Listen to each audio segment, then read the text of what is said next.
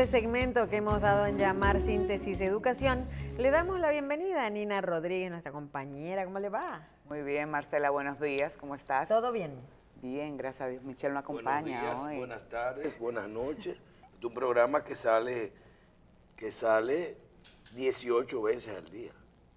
Entonces ya tenemos que cambiar, estamos generando contenido. Exactamente. Claro. Entonces, como digo yo a la mañana tempranito, bueno, saludos. Saludos a la República Dominicana, ¿verdad? Porque hay que también tener en cuenta que ya con todas estas plataformas y que hay disponibles para que la gente pueda disfrutar de todos estos contenidos que uno trata de diariamente traerle a todos los dominicanos. Bien, hay dos temas que quiero tratar en la primera parte de Síntesis de Educación, y uno de ellos es, decía al principio del programa de hoy.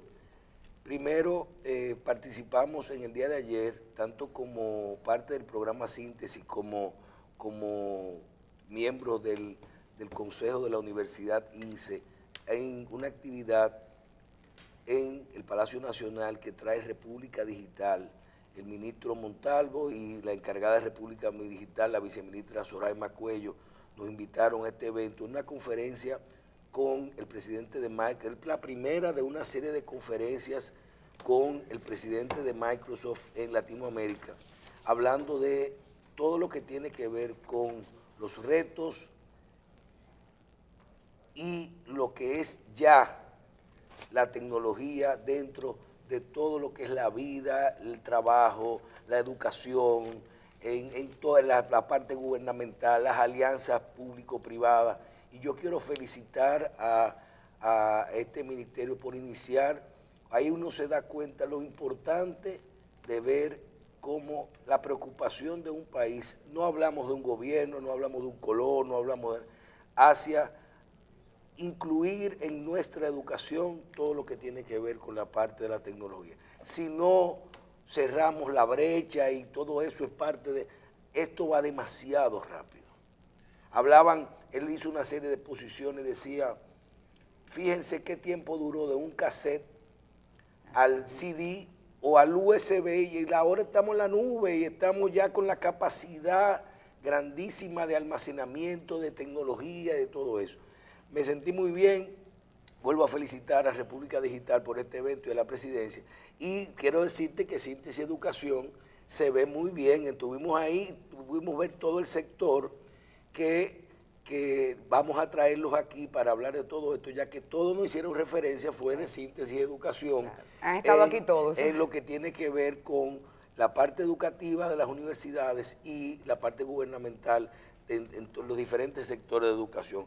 Felicitamos de nuevo a República Digital por este ciclo de conferencias que se van a hacer a través del Viceministerio de la Presidencia, del Ministerio de la Presidencia y del Viceministerio de la Presidencia que dirige República Digital.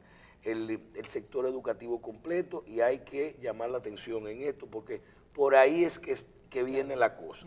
Lo otro es disparate. Te decía al principio que vivimos en un país en un mundo donde ya hay cientos de plataformas, así como también no tenemos que decir República Dominicana. Claro. Ya los contenidos son globales, las plataformas son muchas y hay que saber a dónde vamos. Que vivimos en un país que está muy mal. No, pero como en todos los países del mundo. Bueno, lo que pasa es que tiene sus aspectos positivos, tiene sus aspectos negativos, pero vamos camino. Hay la capacidad de decir cosas. Yo hay cosas que no entiendo. ¿Cómo estamos también por un sitio, por ejemplo, un país que se está cayendo a pedazos, que todo está tan mal, que todo está... Mira, la iglesia, los americanos dicen por un lado que no viajan a la República Dominicana y por otro que sí.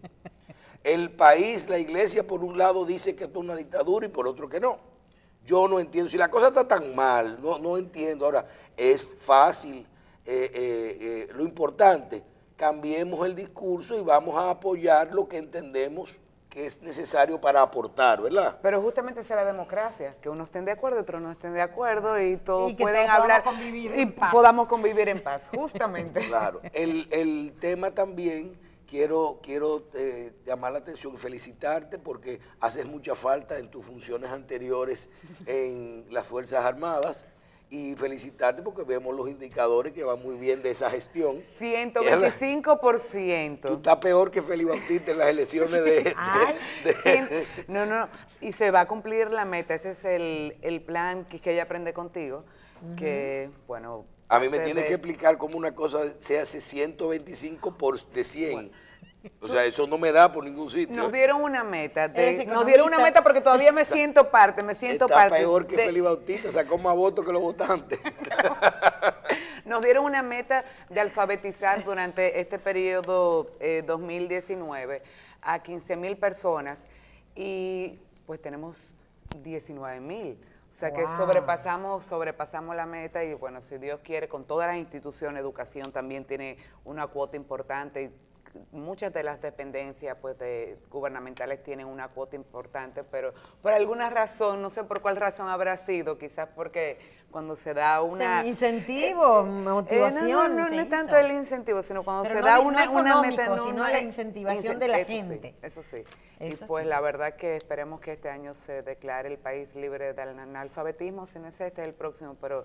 La verdad que es una labor. Que lleven a la gente a la Feria del Libro, que tenemos Feria del Libro a partir de este fin de semana. Y deben visitar. Que comiencen a leer, que deben visitar el stand de la Universidad INSE y del Ministerio de Educación. Y luego pasar por el Ministerio de Educación, por el stand de Educación Especial, que va a ser de verdad muy enriquecedor, porque se van a presentar y van a poder interactuar con los distintos formas de lectura, o sea, tanto braille como lengua de señas, o sea, todo lo que es la diversidad dentro de la educación, o sea, que motivo a que pasen, que puedan vivir esa experiencia y que puedan pues ver esos materiales y conocer pues áreas nuevas de la educación. Bueno, estamos esperando el anuncio del Ministerio de Cultura que le va a pagar el taxi o el Uber a todo el dominicano que decida ir a la Feria del Libro. Allá no hay parqueo, allá va.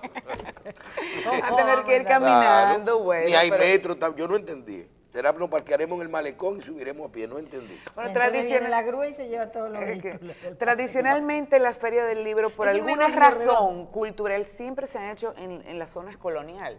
En todos los países, en España, siempre hay una cultura de hacerlo, la verdad que un poco... Bueno, pero hay parqueo, ¿verdad? Hay parqueo y metro en la ciudad colonial. Que caminen, hace falta el ejercicio. Sí, es saludable. Ves que el edeísmo impera. Vamos para adelante. Vamos a darle la bienvenida a nuestro invitado del día de hoy, a ver si me sale. El licenciado Peter Wanamaker. ¿Algo así? Sí, ¿qué tal? ¿Cómo le va? Bienvenido, ¿cómo está usted? Psicólogo clínico y terapeuta familiar. Él es coordinador en UNIBE de la Unidad de Atención a Niños, Niñas y Adolescentes en situación de violencia, que lamentablemente eso existe.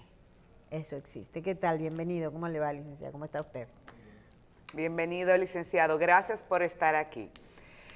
Y más en estos tiempos, a la luz de noticias que vemos que nos preocupan, que son alarmantes, que prenden un foco de alarma, que no es nuevo, que vemos que pasan los años y pues se repiten estas situaciones de abuso contra los niños.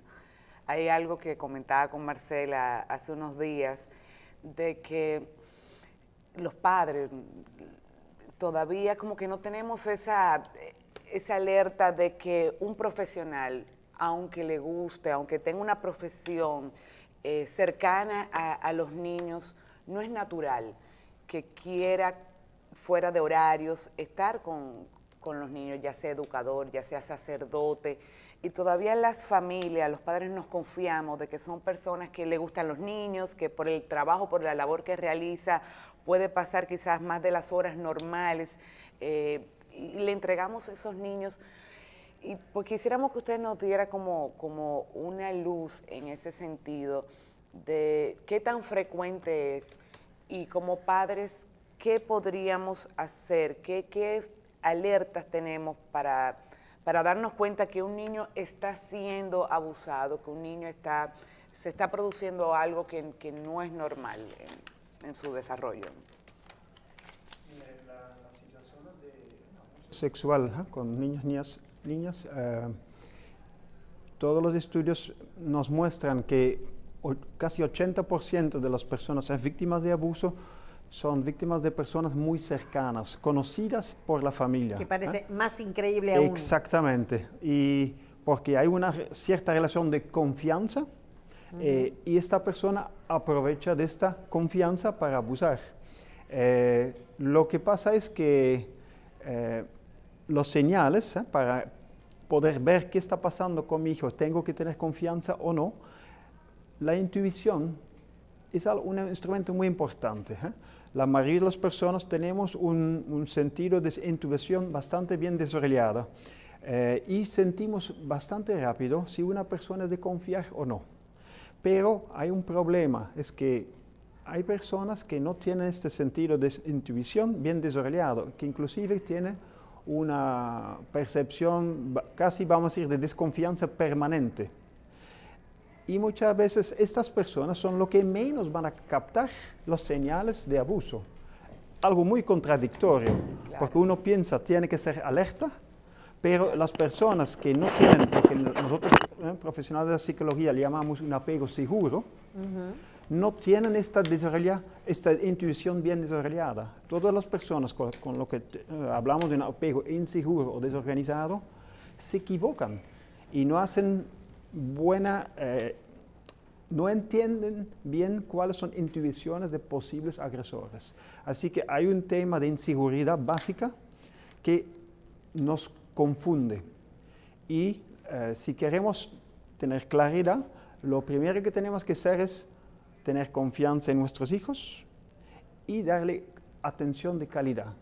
Porque los niños que en un momento son acercados por una persona, ¿sí?, son niños generalmente con cierto nivel de inseguridad también, que dentro de su patrón familiar hay algo que realmente no es óptimo, porque un niño con seguridad, cualquier cosa que pasa que no le gusta, con confianza con sus padres, de una vez se la va a decir. De una vez, puede ser que al inicio, porque esas personas buscan formas de engañar, hacen algo que parece cariñoso y después de un tiempo cambian a algo abusivo. Así que hay un tiempo de cambio, tal vez donde el niño todavía no entiende lo que está pasando. Pero después de un tiempo... ese es el momento donde el niño tiene que decirlo. Sí, al momento que el niño siente él mismo que hay algo que no está bien, esta persona hace que no me gusta, ahí es que tiene que hablar con su papá o su mamá.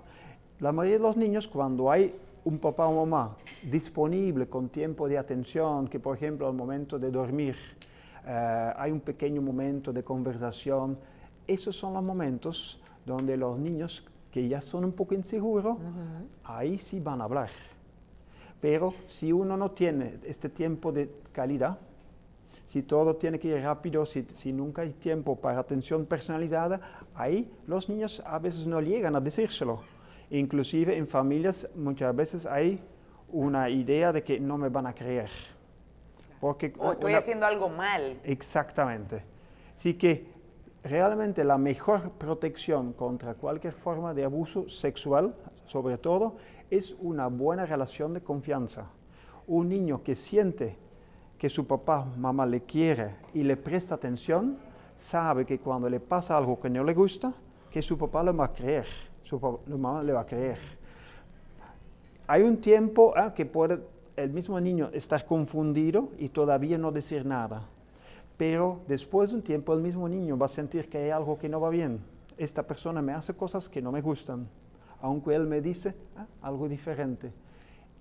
Así que si no hay un tiempo de calidad, casi diario, con cada hijo, hija, individualizado, ahí puede que estos niños no van a decir nada y puede llegar más lejos. Calidad y con esos lazos de confianza que se deben generar desde siempre con los hijos. Eso es el tema. No igualdad, porque hay veces que los padres confunden, si yo soy amigo de mis hijos. Exactamente. Nunca hay que dejar de ser padre de sus hijos, aunque la confianza puede llegar a ser muy cercana, pero no estamos hablando de ser amigo y de ser canchanchan de los hijos, no, siempre siendo padres, pero teniendo la posibilidad y el camino abierto a esa confianza. Es un tema muy importante porque hay mucha confusión sobre eso. Muchos padres dicen, pero yo soy amigo de mi hija y él me va a contar. Eso está mal. El papel de padre no es ser amigo. El papel de padre es ser padre o madre, Claro. que incluye cercanía, confianza, todo eso, obviamente. Hay una palabra, hay una palabra que usted nombró recién y me prendió el semáforo en rojo. Usted habló de patrón de conducta, de patrón de comportamiento. Nina, qué importante es ver, conocer si hay un patrón que se pueda llegar a repetir, porque lamentablemente siempre oímos eso. Los patrones se repiten. ¿Es así? Así es. Cuando hay una persona que se acerca con la idea de abusar, generalmente, porque es un patrón muy particular, son personas que conocen al niño y que poco a poco van a ir a construir un lazo de confianza y lo van a manipulando para cambiar en un patrón abusivo. ¿Y un hijo de padres abusivos tiende a repetir ese patrón? ¿Usted habla de la persona que abusa o de los padres? De la persona que abusa. Mire, las investigaciones muestran que las personas que abusan sexualmente a niños y niñas, ellos mismos son solamente como 30% de ellos que ellos mismos no han sido abusados sexualmente. Claro. Así que gran parte de ellos no han sido abusados sexualmente, pero sí han conocido otra forma de abuso, que es abuso emocional. Y abuso emocional muy fuerte en el sentido de abandono, negligencia o maltrato psicológico de rechazo. Así que todos son personas con carencias afectivas fuertes, pero solamente una parte ha sido él mismo abusado sexualmente. Sí, puede haber diferentes tipos de abuso. Normalmente cuando pensamos y vemos esos hechos, tenemos en nuestra mente concebido de que va a ser una persona, un abusador, va a ser un delincuente. Sin embargo, se viste de miles de formas y puede ser desde un empresario, desde un sacerdote, desde, como decíamos, un payaso. ¿Hay algún perfil que nos muestra, se disfraza tan bien que puede pasar de ser percibido y que sea parte de su papel, sea parte de su papel para poder llegar a su víctima? Sí, realmente muchas personas a primera vista parecen personas normales, ¿sí? No son personas con trastornos psiquiátricos marcadas donde uno dice, esta persona es... sociópata, No. Hay algunos también que pueden llegar a hacer eso, pero generalmente no dentro de este patrón de abuso. Claro. No esas son personas que abusan a niños desconocidos, ¿sí? Okay. Mientras que la gran mayoría son personas que abusan de una relación de confianza y hacen un patrón mucho más sutil, ganar la confianza, ofrecerle un tipo de atención y cariño que muchas veces le hace falta en su familia. Y busca un refugio. Y ahí poco a poco va a ir cambiando, yo te voy a enseñar algo, te voy a regalar algo. Un discurso muy falso, pero eso solamente es posible cuando hay algo de inseguridad, ¿sí? Pero claro, en muchos momentos uno puede vivir en una situación de inseguridad, claro. Pero cuando padres observan que hay un cambio de conducta, un niño que de repente es más vulnerable, se pone más fácil a gritar, más sensible, o se deprime, ahí es que uno tiene que hacer preguntas. Y el momento de hacerlo es siempre un momento individualizado, que puede ser en cualquier momento del día, pero el tiempo de la noche, antes de dormir, es siempre un muy buen momento. Muy buen momento. Y usted que, dirige una unidad de atención a niños y niñas en situación de violencia, esas cifras en República Dominicana, o sea, esa experiencia que ha tenido, ¿qué le indica? ¿Realmente tenemos indicadores, o sea, alarmantes o no estamos dentro de los estándares? ¿Cómo? Mira, tenemos una situación, vamos a decir, poco clara al nivel de estadísticas, porque en este país todavía no se ha hecho mucha investigación. En todas las áreas nos pasa la investigación. El tema que más se ha trabajado, que es el maltrato físico, maltrato psicológico, aunque tampoco no se han hecho estudios a nivel de epidemiología a nivel nacional, pero hay muchos estudios más limitados que sí indican que más o menos 65, casi 2/3 de los padres dominicanos aplican prácticas de crianza que son violentos, en el sentido de castigos corporales, maltrato psicológico, hablándole duro. Y no estamos hablando de una vez, de un patrón diario. Claro, decir que tú no sirves, tú eres un mentiroso, todo el tiempo. Son, comparado con las estadísticas a nivel internacional, el maltrato físico se describe 25%. Aquí estamos a 60%. Wow. Así que estamos muy encima. Todos los países de cultura latino y sobre todo el Caribe son de los países con las más altas tasas de maltrato físico. Así que ahí vamos bastante mal. Sí. Está muy claro. A nivel de abandono, negligencia, no tenemos estadísticas, pero hay muchos niños en situación de abandono, muchísimos, niños en situación de calle, un montón, pero no tenemos estadísticas a nivel de prevalencia nacional. Y luego el tema de abuso sexual, ahí tampoco, no tenemos estadísticas. Hay algunos pequeños estudios que se han hecho, pero que no dan ninguna claridad. A nivel internacional se dice que, pero estamos hablando de estudios en países desarrollados, ahí se dice que 1 por 5 mujeres ha sufrido en su infancia una forma de abuso sexual y 1 por 10 de los hombres. Pero todas las personas que trabajamos con abuso sexual en el país sabemos que aquí la tasa es muchísimo más alta. Licenciado, hoy sale en los medios de comunicación un estudio de la UNICEF recomendando poner una edad mínima para el casamiento de 18 años. Y entiendo que el casamiento o la unión libre, pero es lo mismo, con niñas de 13, 14 años, no deja de ser un abuso.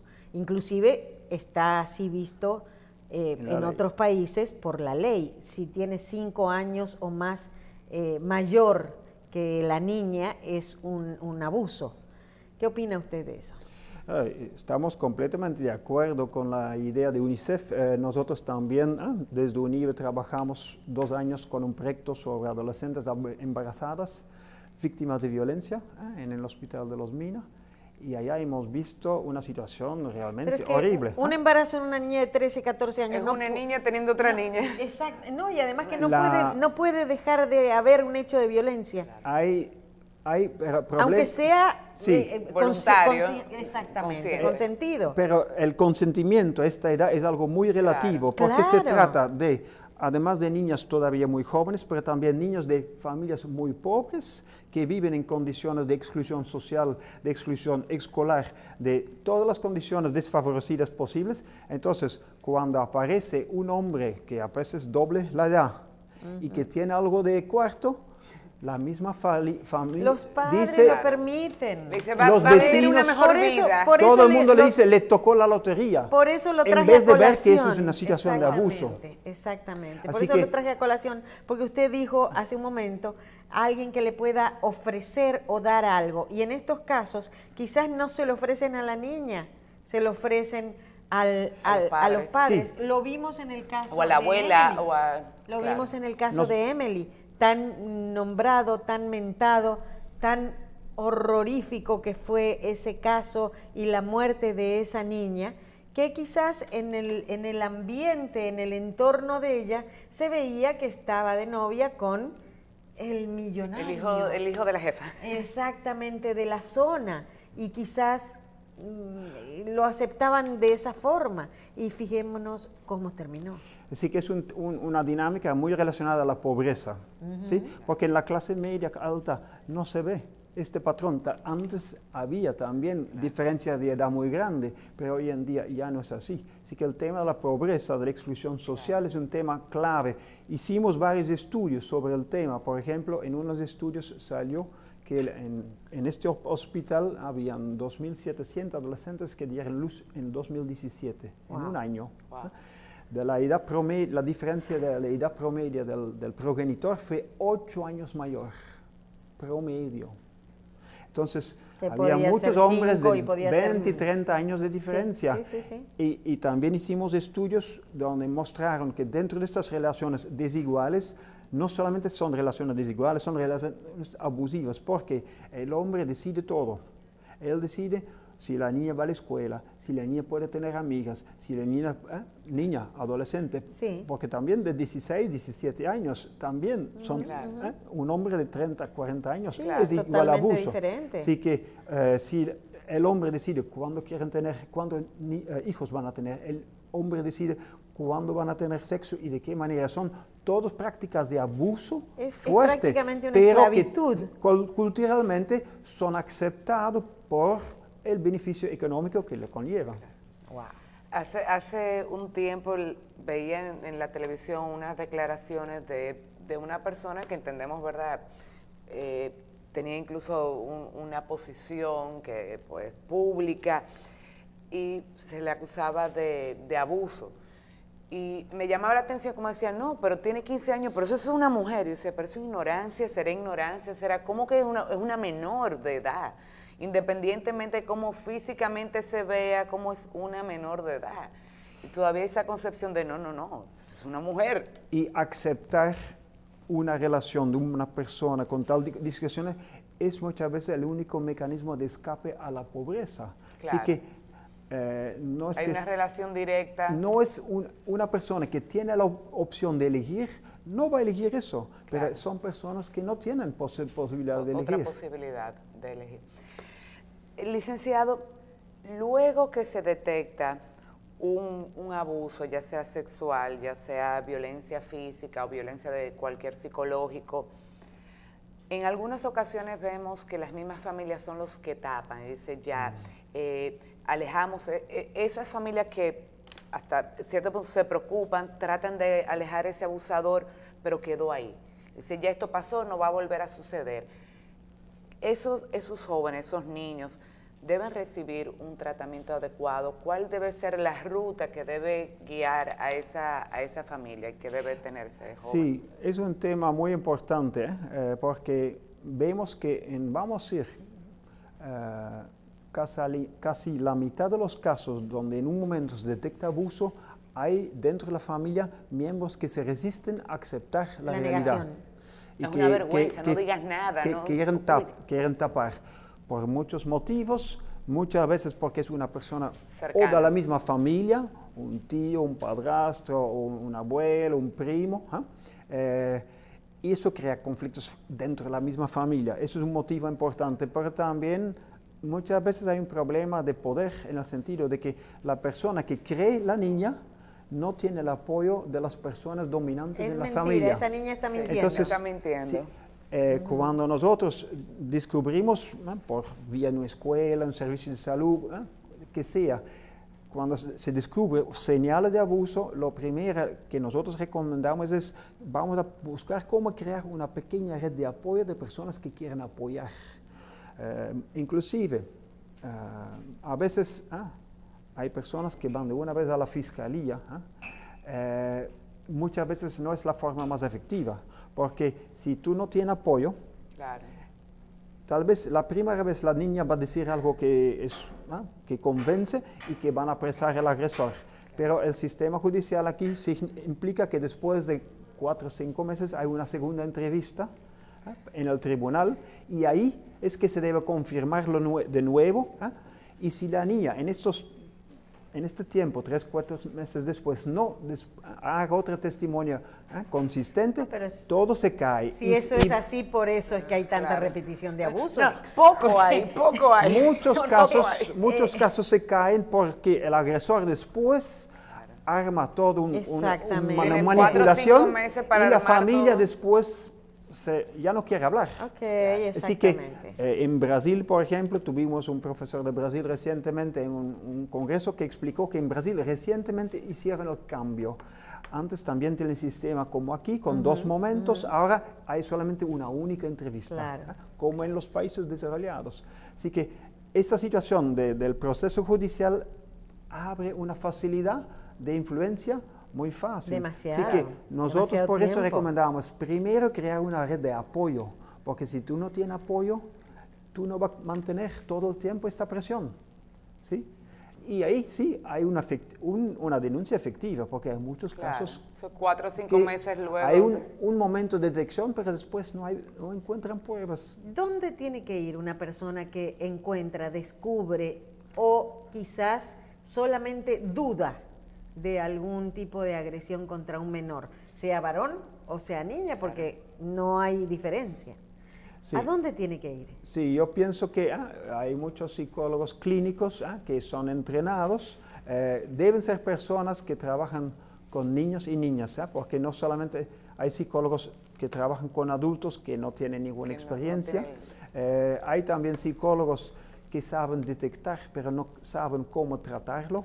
Así que tú tienes que buscar un centro donde hay un psicoterapeuta, un psicólogo que ha sido formado. Sabemos que no son muchos, por eso en UNIVO hoy en día estamos ofreciendo más posibilidades de formación, porque muchos psicólogos no tienen la formación necesaria. Pero cada día más hay psicólogos que sí que tienen la formación y que pueden ir aclarando. Como psicólogo clínico no es el papel de encontrar pruebas, no somos psicólogos forenses, Claro. pero primero aclarar qué está pasando y al momento que uno detecta realmente, sí, aquí hay muchos indicios, primer paso es restablecer un contexto de protección. ¿Cómo vamos a crear un pequeño red de apoyo para que este maltrato se pare? Y cuando hay protección, en función del nivel de complejidad del caso, porque hoy en día tenemos también algunas nuevas normativas, según el nivel de complejidad de la violencia, se debe o denunciar en CONANI o en Fiscalía. Sí que los casos más leves son solamente en CONANI, los casos de nivel de complejidad mediana y alta es en Fiscalía. Así que y cada instancia tiene que luego hacer su proceso. Pero aunque se denuncia, el proceso terapéutico tiene que continuar, porque muchas veces en un momento se hace una denuncia y después el psicólogo que está en el hospital, por ejemplo, no deja de atender a la familia. Así que el proceso clínico sigue teniendo mucha importancia. Y en el país, esas personas que no tienen quizás posibilidad de pagar un psicólogo clínico, que es una población muy grande, hay ONGs que trabajan en el país están con los el centros de tema, atención los primaria centros también. de atención primaria. ¿Cómo estamos en el país Sí, en ese sentido? hay ONGs, pero eso es muy diferente de una provincia, de un municipio al otro. En algunos no hay ninguna En el ONG. interior es más difícil, claro que sí. Hoy en día el Ministerio de Salud está abriendo más posibilidades, están creando mucho más centros clínicos y diagnósticos donde van a tener psicólogos. Estos psicólogos inclusive van a ser formados en una nueva guía que existe en el Ministerio de Salud sobre la atención de niños y adolescentes desde los servicios de salud, pero eso está iniciando, ¿sí? Además, estos centros también el Ministerio de Salud está ampliando los centros de salud mental comunitaria. Ahí sí hay equipos más especializados, pero todo eso está en un proceso de iniciar. Quizá la De cobertura creación, no es Así que a los nivel nacional. psicólogos en hospitales también tienen estas nuevas normativas, pero todavía le falta mucha formación. Estamos conjuntamente en este momento con el Ministerio de Salud, con el Servicio Nacional de Salud y con la OPS en un proceso de proyecto piloto para implementar las nuevas normativas. Así que hay un cambio que se está dando. Que es importante. Bueno, qué interesante, Marcela. Nos queda cortito el tiempo con un tema tan doloroso, pero tan real. Sí. Y lo vemos, o sea, y Nina lo trajo a colación al comenzar el programa, donde el famoso payaso Kanki, tan nombrado, no solamente sorprendió a la sociedad en general, sino que hasta terminaron haciendo bromas y memes con eso. ¿Qué es lo preocupante? ¿Qué es lo preocupante? Como ¿Cómo que lo a la aceptamos, ligera ¿qué una pasó? realidad? Ok, está bien. Y no está bien. No está bien, es un horror. Lo mismo nos pasa a los católicos cuando empezamos a escuchar de lo que hablan y de lo que pasa desde el Vaticano, que es la sede central, por llamarla de alguna manera, donde se está persiguiendo, y no es de ahora, es de adultos ya, hombres, hechos y derechos que han, quizás no tan derechos, pero sí que han denunciado haber sido abusados en su niñez por la persona de más confianza de la familia, que es el padre, el cura que nos acerca. El tío. Exacto, entonces tenemos que tomar conciencia que es un problema que está dentro de la sociedad, que es un cáncer que tenemos que extraer, pero no un solo médico, sino todos los que estemos alrededor, que tenemos que tener ojo avisor, que tenemos que tener atención para con los niños, ver los cambios de actitud, los cambios de comportamiento, si se ponen agresivos, si les da sueño y no quieren levantarse de la cama, si no quieren ir a la iglesia, si no quieren ir a la sala de tareas, ver qué pasa, estar atentos, porque es una enfermedad, y la llamo así porque me parece algo que no puede ser dentro de los parámetros normales. ¿Qué placer puede llegar a sentir un hombre con una niña o con un niño? No me entra en la cabeza a través del sufrimiento, de la sorpresa, conseguir un placer. Eso, y entiendo que eso es así. Una patología. Sí, pienso que estamos en un proceso de, vamos a ir a abrir los ojos, porque el país aquí, estamos todavía, pienso, en un proceso de transformación de un modelo muy autoritario a un modelo democrático. Machista. Y en todos los países en el mundo donde se ha visto este cambio, se ve que de repente se abren los ojos, pero porque los también modelos autoritarios son los que más abusos vemos los patrones de tienen. feminicidios. Sí. En un país donde la clase media baja, el gran porcentaje es un matriarcado. Pero viene el ex a matarnos, o sea que es todo un proceso que tenemos que tener. El hecho que, por ejemplo, en Chile se ha descubierto mucho sobre el tema, en mi opinión es porque en Chile hay un poco más de conciencia, están adelantados. Exacto. Eso aquí todavía está iniciando. Tenemos Así que acelerarlo. Cuanto más democracia, cuanto más se va a abrir los ojos y proteger los derechos. Bueno, Nina, qué placer haber conocido al licenciado Peter de Ay, Dios mío, Wanamaker. Yo lo que pasa es que me tira para el inglés y no es inglés. Sí, sí. Ese es el problema. Ese es el problema. Pero de todas maneras es un placer, licenciado Wanamaker. ¿Ahí lo dije mejor? Sí. Wanamaker. Sí. Y lo quiero decir para que la gente conozca a este coordinador de UNIBE, de la Unidad de Atención a Niños, Niñas y Adolescentes en Situación de Violencia. Es psicólogo clínico, terapista familiar. ¿Hay algún teléfono donde se lo pueda ubicar? El teléfono de la Escuela de Psicología, de UNIBE, con la extensión de la Escuela de Psicología, que es el 809-68... No importa, Bueno, si no se lo acuerda. UNIBE, ¿Cuál es la extensión? 689-4111, con extensión 297. 297. Sí. Entonces, es importante porque de pronto podemos ayudar a alguien con su presencia aquí. Y si podemos ayudar a una sola persona, todo esto valió la pena. Muchísimas gracias. Un placer. Nina, Marcela. Excelente tu invitado del día de hoy. Y bueno, y este segmento que vamos a hacerle la contra Fidel. Fidel, diga lo que diga. ¿Qué es el más visto? Ya Michelle lo dijo. Y también lo dijo 18 veces. Muchísimas gracias. Gracias, Marcela. Nos vemos el miércoles que viene, si Dios lo permite.